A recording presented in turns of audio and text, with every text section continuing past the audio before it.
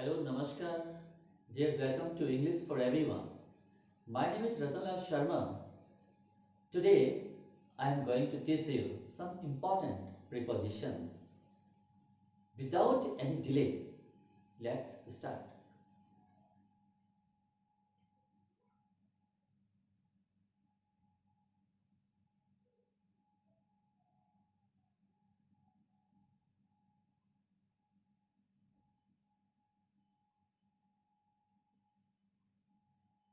Prepositions.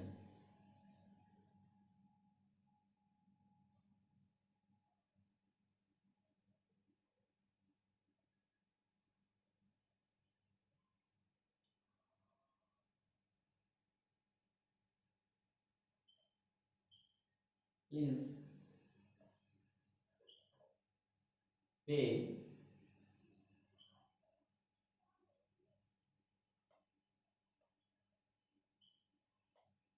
attention. Please pay attention.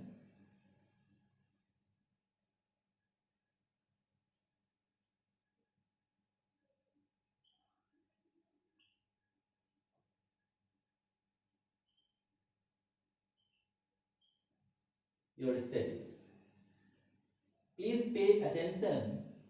Khalistan your studies. अब इसमें देखना है कि इस खालिस्तान में हम क्या भरें. प्लीज पे अटेंशन, कृपया ध्यान दीजिए. पे अटेंशन का क्या मतलब होता है? ध्यान देना. योर स्टेज, अपनी पढ़ाई पर. कृपया अपनी पढ़ाई पर ध्यान दीजिए. अब ये इसमें लिखा हुआ है, तो इसमें हम प्रेपोजिशन कौन सा सही यूज करेंगे? टू का. किसका होगा? टू का. तो यहां हम क्या लिखेंगे? टू. ये टू आ गया. Please pay attention to your studies. कृपया अपनी पढ़ाई पर ध्यान दीजिए. ये वर्ड्स का. आइए अगला देखते हैं.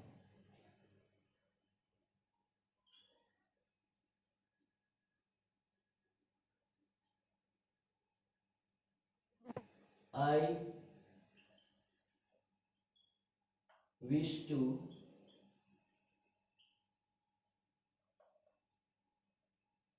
remind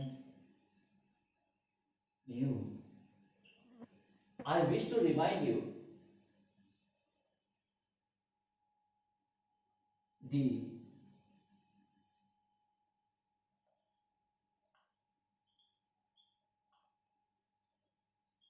promise. I wish to remind you. मैं आपको याद दिलाना चाहता हूँ. I wish, मैं चाहता हूँ. To remind you, आपको याद दिलाना. क्या याद दिलाना? The promise, वायदा जो आपने किया था. मैं आपको वह वायदा याद दिलाना चाहता हूँ. ये हुआ. तो कोई वायदा याद दिलाना है, तो अब क्या करना है? रिमाइंड जो शब्द है, ये जो रिमाइंड है, जब रिमाइंड का यूज हम कर लेते हैं सेंटेंस के अंदर, तो इसके आगे आने वाला जो प्रेपोजिशन होगा वो ऑफ होगा. क्या होगा? ऑफ. तो यहां हम क्या लिखेंगे? ऑफ. ये ऑफ हो गया. I wish to remind you of the promise. मैं आपको वायदा जो आपने किया था के बारे में याद दिलाना चाहता हूं.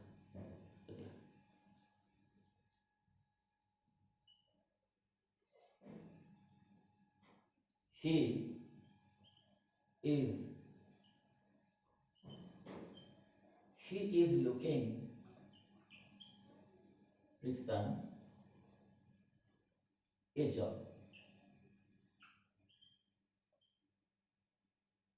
ये सेंटेंस.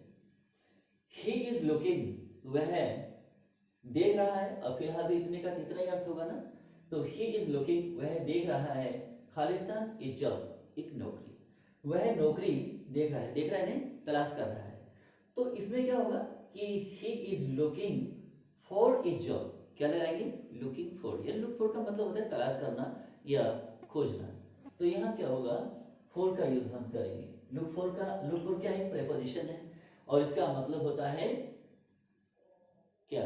इसका मतलब होता है तलाश करना. तो he is looking for a job, वह एक नौकरी तलाश कर रहा है. अगला देखिए.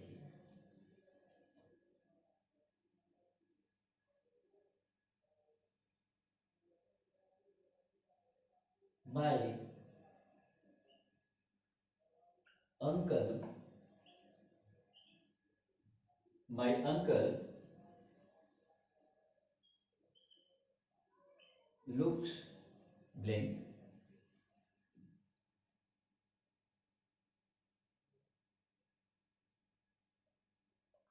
His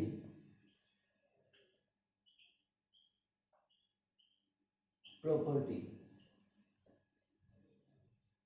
My uncle looks Khalistan his property. मेरे अंकल अपने प्रॉपर्टी की देखभाल करते हैं। तो देखभाल करने का क्या इंग्लिश होगा? Look after. लुक आफ्टर एक प्रेपोजिशन, ये आपका एक फ्रेजल वर्ब है। तो इसके साथ में लुक्स के साथ में जब हम आफ्टर प्रेपोजिशन जोड़ देंगे तो एक फ्रेजल वर्ब का निर्माण हो जाता है, यहाँ फ्रेजल वर्ब बन जाता है इसका। तो इसका अर्थ क्या बनेगा? He looks, my uncle looks after his property. मेरे अंकल अपने प्रॉपर्टी की, अपने धन दौलत की, अपनी जायदाद की, अपने प्रॉपर्टी की देखभाल करते हैं। तो यहाँ क्या होगा? आफ्टर। ये आफ्टर हो गया। तो इसमें पहले वाले में भी लुक है, लुक इसमें भी है। इसमें जॉब, इसमें नौकरी की तलाश हो रही है, और इसमें अपने प्रॉपर्टी की देखभाल हो रही है। ठीक है, यही है इसमें। अगला देखते हैं। अगला है my sister, my sister lives, मेरी बहन रहती है Khalistan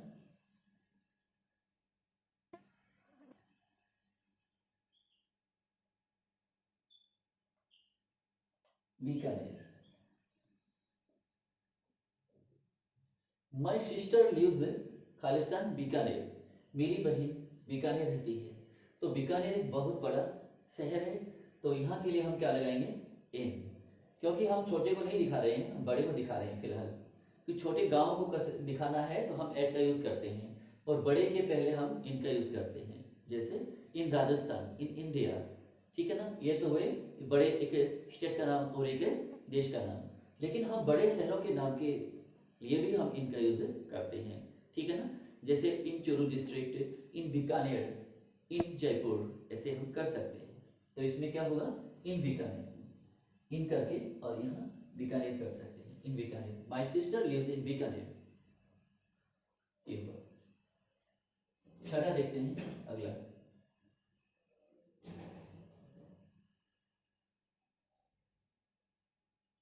he is not he is not afraid,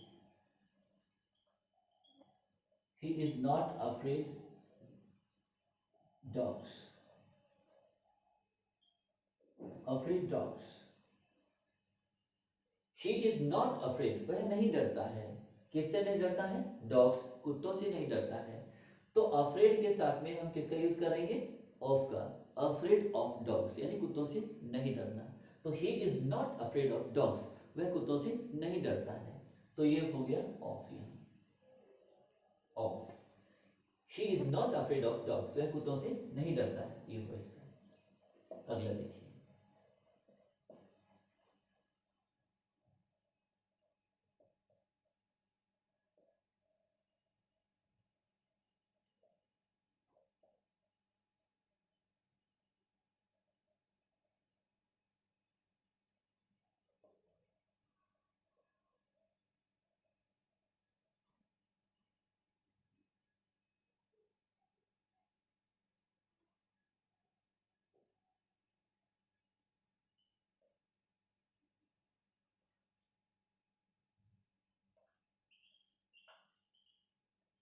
There is a complaint,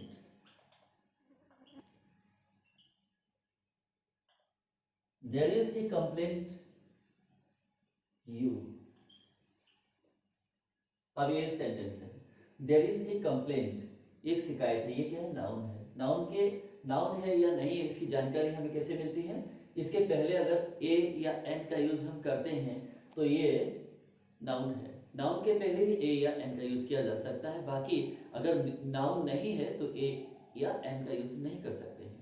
तो यहाँ क्या होगा, कंप्लेंट, तो ये ए है। तो देयर इज ए कंप्लेंट, एक शिकायत है, किसके विरुद्ध है वो, अगेंस्ट यू, यानी आपके विरुद्ध, यानी आपके खिलाफ एक शिकायत है। तो ऐसे सेंटेंस में हम इसमें किसका यूज करेंगे, against, AGAINST, against you, there is a complaint against you, आपके खिलाफ एक शिकायत है। अगला देखते हैं,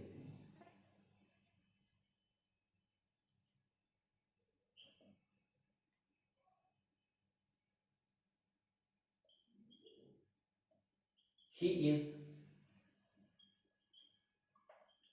found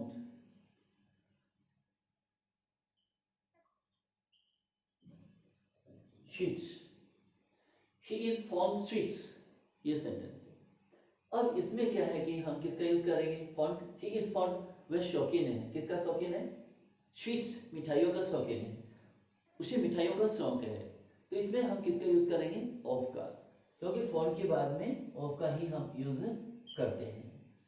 he is fond of sweets, he is very fond of sweets, ये हो गया इसका। अगला देखिए,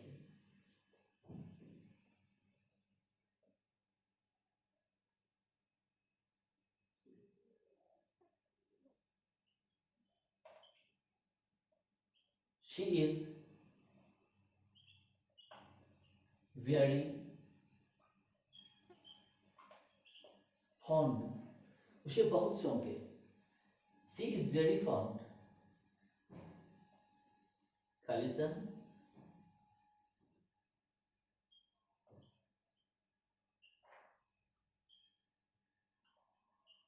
ऑफ स्पीकिंग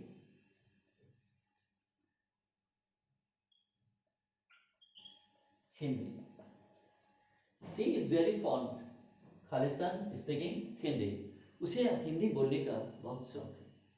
तो इसमें हम किसका यूज करेंगे, ऑफ का। तो यही ऑफ यहाँ भी हम यूज कर सकते हैं। तो ये हुआ कि ऑफ के बाद में हमने यहाँ नाउन डाल दिया, और नाउन के, अब ऑफ के बाद में इसमें क्या है, वर्ब प्लस में आईएनजी, जेरन का हमने यूज किया। तो आप नाउन का भी यूज कर सकते हैं और प्लस जेरन का भी यूज कर सकते हैं, fond of plus gerund, fond of plus noun का यूज कर सकते हैं। तो जैसा कि इसमें हुआ है, आप कर सकते हैं इस तरह से, he is fond of sweets, she is very fond of speaking Hindi, ये हुआ।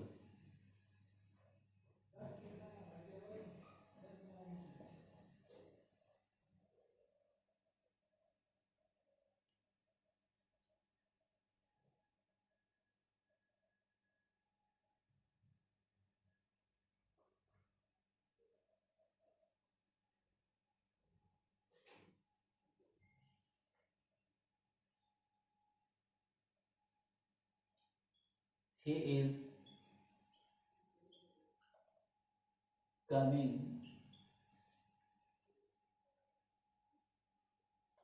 the farm house. He is coming, Khalistan, the farm house, वह फार्म हाउस से आ रहा है।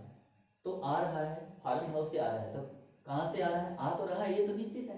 ही इज कमिंग, वह आ रहा है, कहां से आ रहा है, फ्रॉम दी फार्म हाउस। तो इसमें हम किसका यूज करेंगे, फ्रॉम, यानी आने की बात हो रही, जाने की बात नहीं हो रही है, यानी वह जा रहा है। अब जैसे मान लीजिए ही इज गोइंग, तो फिर यहाँ क्या होता, going to the farm house, तो फार्म हाउस जा रहा है वो, ठीक है ना। तो फार्म हाउस में वो जा रहा है, तो जाने के लिए तो हम गो का, टू का यूज करते हैं, गो टू। अब आने की बात हो रही है इसमें, तो वह आ रहा है ना, तो पहले वो गया हुआ तभी तो आ रहा है ना। तो आने की बात हुई, वापस, वहां से वापसी यात्रा, वापसी यात्रा के लिए हम फ्रॉम का यूज करते हैं, वापसी के लिए, यानी सामने का हिस्सा, सामने की जो, सामने का जो क्षेत्र है, सामने की दिशा में हम टू का यूज करते हैं, पीछे की दिशा बतलाने के लिए हम फ्रॉम का यूज करते हैं ये। और किसी दिन की शुरुआत, किसी कार्यक्रम की शुरुआत दिखानी है तो हम फ्रॉम का यूज कर सकते हैं, ये भी बात। जैसे from Sunday, from Monday, from Tuesday, इस तरह से हम शुरू, यानी कि रविवार से, सोमवार से, इस तरह से लिख सकते हैं। तो किसी भी वक्त से शुरुआत के लिए हम फ्रॉम का यूज कर सकते हैं। तो इसमें क्या होगा, फ्रॉम, इसमें फ्रॉम किया, he is coming from the farmhouse, ये हुआ। Next,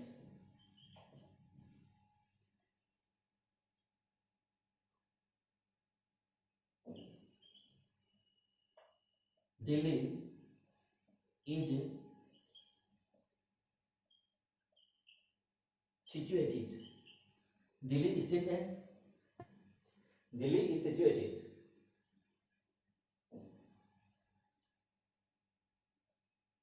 the bank of the Yamuna. Delhi is situated, Delhi स्थित है, Khalistan the bank of the Yamuna, Yamuna नदी के किनारे पर दिल्ली स्थित है। Delhi is situated at the bank of Yamuna, at the bank of the Yamuna. Delhi is situated at the bank of the Yamuna. तो इसमें हम किसका यूज करेंगे? एट, क्योंकि किसी जगह के लिए बता रहा है, यानी कि किनारे पर, यानी किनारे पर स्थित है। Delhi is the situated at the bank of, के किनारे पर, ठीक है ना। तो किनारे पर के लिए हम एट का यूज करते हैं, किनारे पर स्थित है। तो किसके किनारे पर? यमुना के किनारे पर स्थित है। अगला देखिए,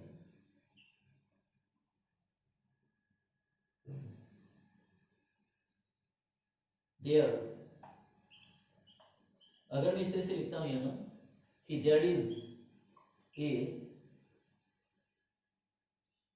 long breeze, there is a long breeze, the river, there is a long breeze, Khalistan the river, नदी के ऊपर एक लंबा पुल बना हुआ है, नदी के ऊपर एक लंबा पुल बना हुआ है, लंबा पुल है।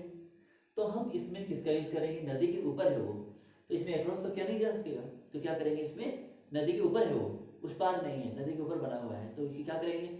अगर हमने वो कर दिया तो बहुत ऊंचाई पर चला गया वो, यानी अनिश्चित ऊंचाई हो गई, लेकिन ऐसा है नहीं, क्योंकि नदी के ऊपर बना हुआ है वो, तो निश्चित ऊंचाई उसकी। तो ऐसे में हम क्या करेंगे? ओवर का यूज करेंगे। किसका? ओवर, ओवर द रिवर, नदी के ऊपर। तो there is a long bridge over the river, तो ओवर का यूज होगा यहाँ, लिखते हैं over, over, over the river.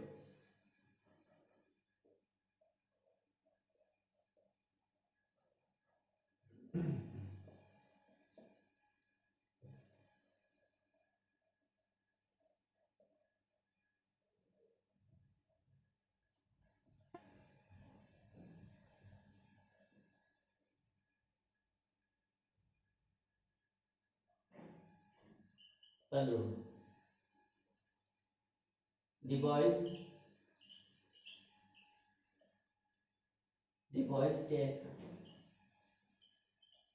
dear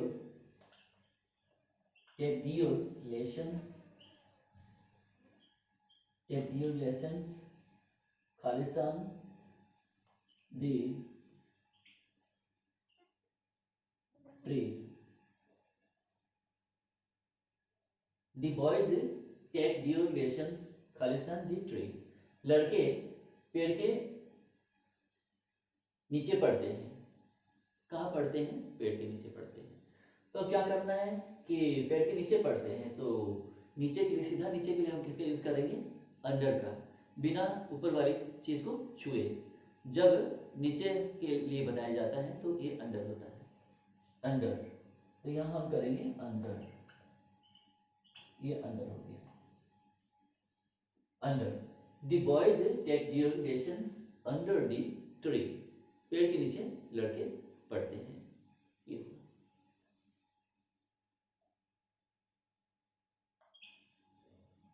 अगला sentence,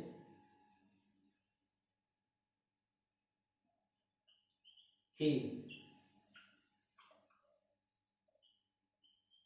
jumped the river, he jumped Khalistan the river, वह नदी में कूदा। नदी में कूदा, तो नदी में क्या है? पानी है। तो जब ऊपर से गति करता हुआ नदी के पानी में कूदेगा, तो एक बार वो पानी के अंदर जाएगा, तो ये क्या हुआ? इनटू। जब कोई बाहर वाली वस्तु कमरे में आती है अचानक गति करती हुई, तो ये क्या हुआ? Into the room. तो इसी तरह से जब बाहर की वस्तु पानी के लेवल, सतह के लेवल के अंदर जाएगी वो, तो क्या हुआ इनटू, इनटू दी वाटर या फिर इनटू दी रिवर हम कर सकते हैं। तो इसमें क्या हुआ इनटू, तो जंप्ड इनटू द रिवर, नदी में कूदा, वह नदी में कूदा, ही जंप्ड इनटू द रिवर। ये हुआ। अगला देखिए सेंटेंस,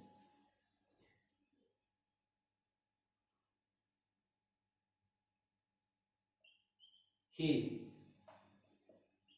hid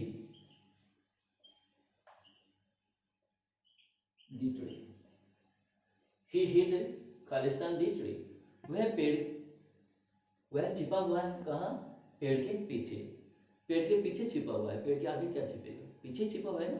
तो इसमें क्या करेंगे, अब बिहाइंड करना होगा, इसमें क्या करना होगा बिहाइंड, बिहाइंड का मतलब होता है के पीछे, ठीक है ना।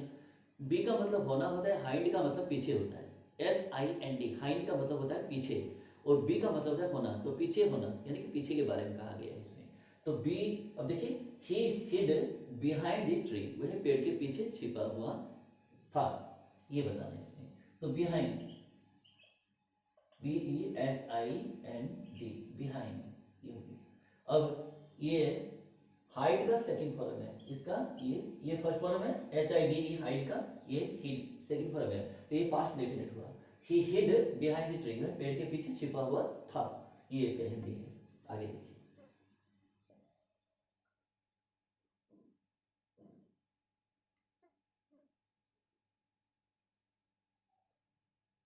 18वां। अब जैसे मान लीजिए मैं यहाँ लिखता हूं कि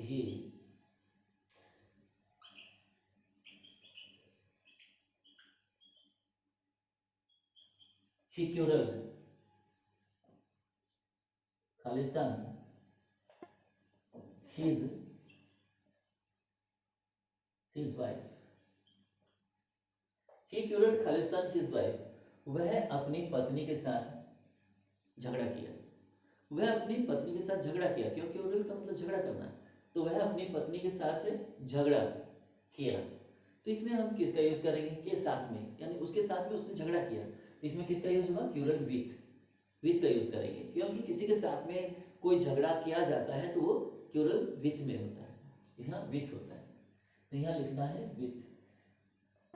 किसी बात को लेकर अगर झगड़ा किया जाता है तो कुछ अलग होगा, आइए उसको भी जानते हैं। अगला सेंटेंस है, जैसे अगर मैं यहां लिखता हूं he was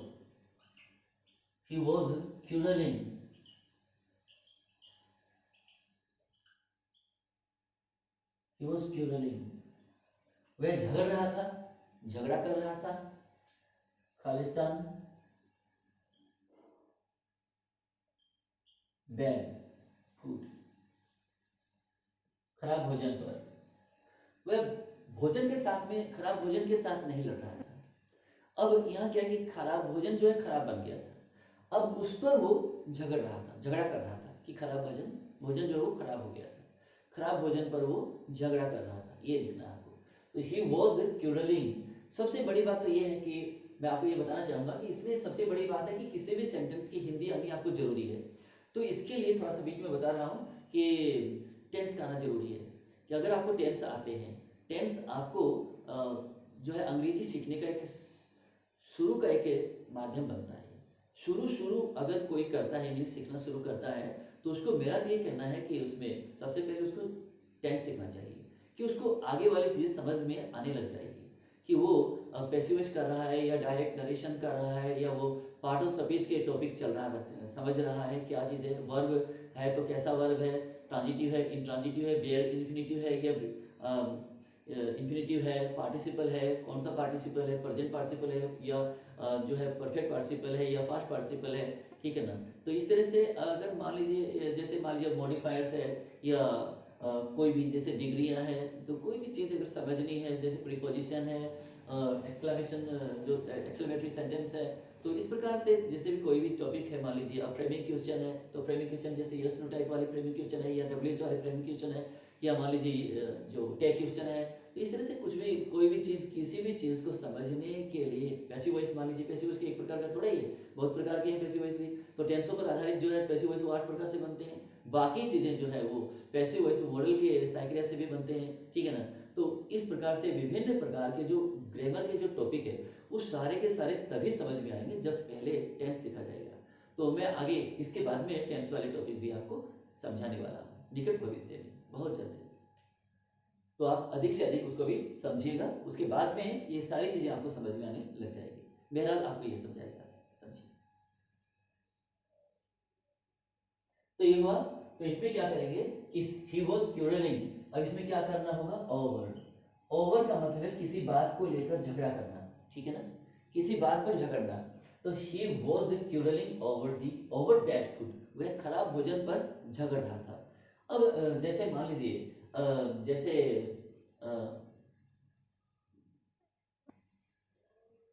किसी भी जैसे कोई भी विचार करना है, तो किसी बात पर विचार करना है तो आपको क्या करना होगा। जैसे मान लीजिए मैं ऐसा ही एक सेंटेंस यहाँ करवा रहा हूँ कि अब देखिएगा अगला सेंटेंस, जैसे इसमें लिख रहा हूं मैं he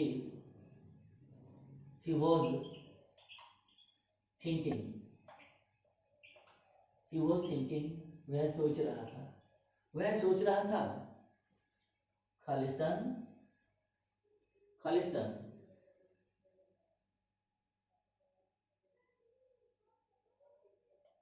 the matter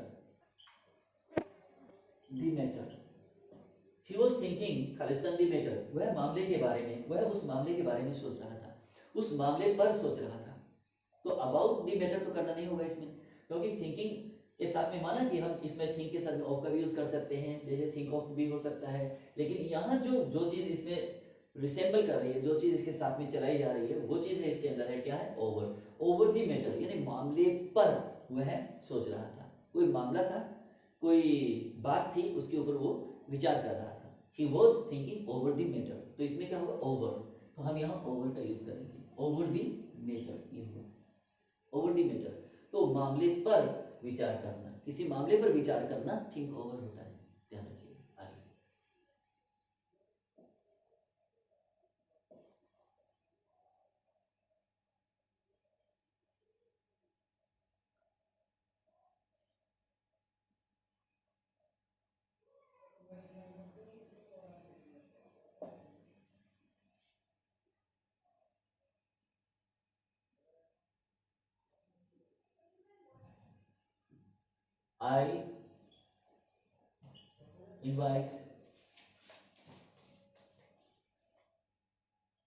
I invite you to come. I invite you to come.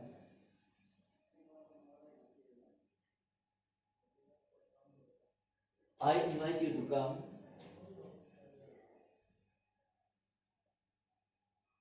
tea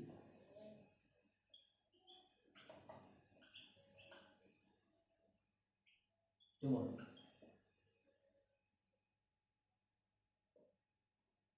I invite you to come. मैं आपको आमंत्रित करता हूँ। I invite you, मैं आपको आमंत्रित करता हूँ to come, आने के लिए, किसमें, to tea।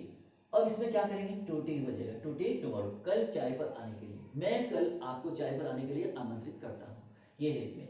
तो इसमें क्या है, to का यहाँ हमें क्या करना होगा, to। तो जब हम इनवाइट का यूज करते हैं, इनवाइट एक ऐसा वर्ब है, उसके बाद में इनवाइट का मतलब है निमंत्रित करना, आमंत्रित करना। तो कोई कार्यक्रम होता है आगे, ठीक है ना, जैसे किसी भी प्रकार की कोई पार्टी रखी हुई है, कोई भी फंक्शन मान लीजिए हो सकता है, तो इसमें किसी को आमंत्रित करते हैं ना, तो इनवाइट शब्द, ये इनवाइट जो वर्ब है, इसके बाद में हम जो कार्यक्रम का नाम है, जो चीज लिखी हुई है, उसके ठीक पहले यहाँ टू का ही प्रयोग करेंगे। जैसे मान लीजिए कि उसने उसको डिनर पर आमंत्रित किया, तो जैसे मान लीजिए he invited him, उसने उसको आमंत्रित किया, he invited him to dinner, उसने उसको डिनर पर आमंत्रित किया। तो इस तरह से, तो डिनर क्या है, भोजन जो है वो खाने का जो टाइम है, खाने का जो, यानी कि रात का जो भोजन है मान लीजिए, तो उसके पहले हमने किसका यूज किया, टू का, तो टू डिनर हुआ, ठीक है ना। कोई भी प्रकार का जो कार्यक्रम है उस पर आमंत्रित करते हैं किसी को, तो इनवाइट के बाद में हम टू का यूज करते हैं। पर इतना जरूर ध्यान रखना पड़ेगा कि इनवाइट के तुरंत यहाँ टू का यूज नहीं होगा। जैसे मान लीजिए यहाँ कर देते हैं I I invite to you to come to, ऐसे नहीं होगा, बिल्कुल नहीं होगा ऐसा, ये बिल्कुल गलत हो जाएगा, सरासरी गलत हो जाएगा। आगे देखिए, तो इसमें टू का यूज होना है।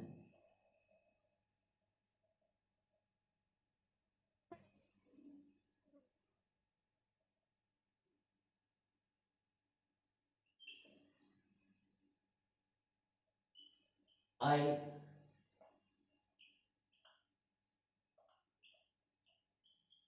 Purchased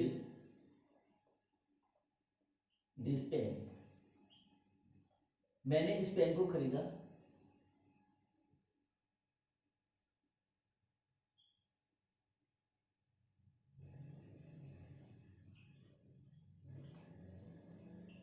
20 rupees. I purchase this pen, मैंने इस पेन को खरीदा अभी 20 रुपीज, 20 रुपए में। अब 20 रुपए में खरीदा, तो खरीदा गया है कितने में, 20 रुपए में, तो हमें इसका यूज फॉर दिखाना होगा यहाँ। फॉर 20 रुपीज, 20 रुपए में। अब फॉर का मतलब यहाँ के लिए नहीं है, बिल्कुल नहीं है, यहाँ फॉर का मतलब है में। तो ये ऐसा नहीं कि प्रीपोजिशन जो भी हैं इनका अर्थ वाक्य के अनुसार बदल जाते हैं। ठीक है, एक बार के लिए जैसा आपको अलग अलग, जैसे मान लीजिए आप किसी भी प्रीपोजिशन का अर्थ सीखते हैं, याद करते हैं, एक बार उस तरीके से आप जरूर सीखिएगा, बिल्कुल। लेकिन बाद में जब सेंटेंस, किसी भी सेंटेंस में उसका यूज होना है तो उस अर्थ के अनुसार हो जाए तो ठीक है। अगर मान लीजिए कुछ वाक्य का अर्थ कुछ अलग जा रहा है, तो अर्थ कुछ अलग जा रहा है, तो प्रेपोजिशन अगर वो आ रहा है तो वो अर्थ उसका नहीं भी हो सकता है, वहां कोई दूसरा अर्थ हो सकता है। जैसे मान लीजिए फॉर का अर्थ से भी होता है, फॉर का अर्थ के लिए भी होता है, फॉर का अर्थ के कारण भी होता है, फॉर का अर्थ के बदले में भी होता है। तो यहाँ फॉर का मतलब है में, तो यहाँ किसका अर्थ है में। तो इसमें I purchase this pen for 20 rupees, मैंने इस पेन को 20 रुपए में खरीदा था, ये हुआ इसका। तो ऐसे ही मान लीजिए, अब जैसे कि अब अगला देखिए, अब जैसे मैं अगला सेंटेंस लिख रहा हूं कि दे वर गोइंग, वे जा रहे थे, खालिस्तान दी, खालिस्तान दी डायरेक्शन,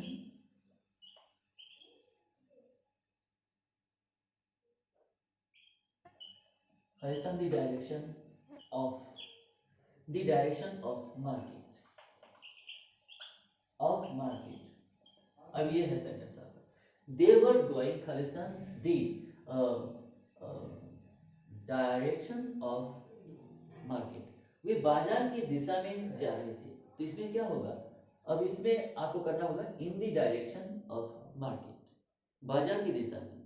तो यहाँ क्या होगा, they were going in the direction of market, वे बाजार की दिशा में जा रहे थे, in the direction of market. तो यहाँ हमें इन का यूज करना पड़ेगा, यहाँ ट्रू का यूज नहीं होगा। In the, they were going, वे जा रहे थे, इन द डायरेक्शन ऑफ, अब क्या दिशा बताया गया है, तो डायरेक्शन किसी दिशा को बताने के लिए हम इनका यूज करते हैं, जैसे in the east, in the west, in the north, in the south. जैसे मान लीजिए in the direction of market, यानी बाजार किसी दिशा में है और उस दिशा में वो जा रहे थे, तो इन हो गया। तो किसी दिशा में जाने के लिए हम या तो, जैसे मान लीजिए की ओर जाना, तो ये तो बात टुवर्ड्स। अब किसी दिशा में अगर मान लीजिए कोई जा बताना है कि इन द ईस्ट, पूर्व में, कि कुछ होना किसी दिशा में, बाजार किस दिशा में है, तो बाजार की दिशा में वे जा रहे थे, बाजार कोई दिशा में है और वे उस दिशा में जा रहे थे, तो इसमें हुआ। तो they were going in the direction of market, बाजार की दिशा में वो जा रहे थे, ऐसा हुआ इसमें। तो इस तरह से बहुत से जो सेंटेंस है आप कर सकते हैं, बिल्कुल सही है। तो कुछ ऐसे ही वाक्य है ये। तो जैसा कि अब मान लीजिए, अब इसमें मैं एक सेंटेंस और आपको बताने वाला हूं। जैसे मान लीजिए इसमें हम अगला सेंटेंस करते हैं, she suffered, SUFFERED, she suffered, वह पीड़ित हुई, ऐसा है ये, वह पीड़ित हुई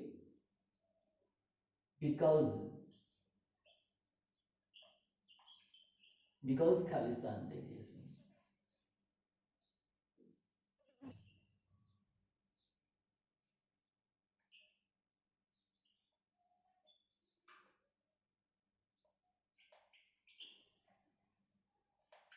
asthma, she suffered because asthma, ये इसमें। तो सफर्ड, इसके बाद में अस्थमा लिखा हुआ है, तो वह कष्ट झेल उसने कष्ट झेला किसके कारण, अस्थमा के कारण, ये हुआ इसमें। तो इसमें आप बिकॉज दे रखा है, अगर मान लीजिए बिकॉज नहीं होता तो सी सफर्ड फ्रॉम अस्थमा, ये हम कर सकते थे, सी सफर्ड फ्रॉम अस्थमा ऐसे कर देते, लेकिन आगे बिकॉज बैठा है तो इसमें फ्रॉम नहीं आ सकता, तो क्या आएगा, ऑफ आ जाएगा इसमें, क्या आएगा, बिकॉज ऑफ, के कारण, के कारण इसमें। तो बिकॉज के बाद में हम क्या भरेंगे, ऑफ, तो यहाँ देखना होगा आपको, ऑफ भरना है, बिकॉज ऑफ। तो सी सफर्ड बिकॉज ऑफ अस्थमा, वह अस्थमा के कारण पीड़ित हुई, कष्ट झेली, ये हुआ इसका। तो आज के लिए बस इतना ही। Thank you so much for watching. If you want to learn English and get high marks in the coming examination, just subscribe to my channel Ratan English Classes.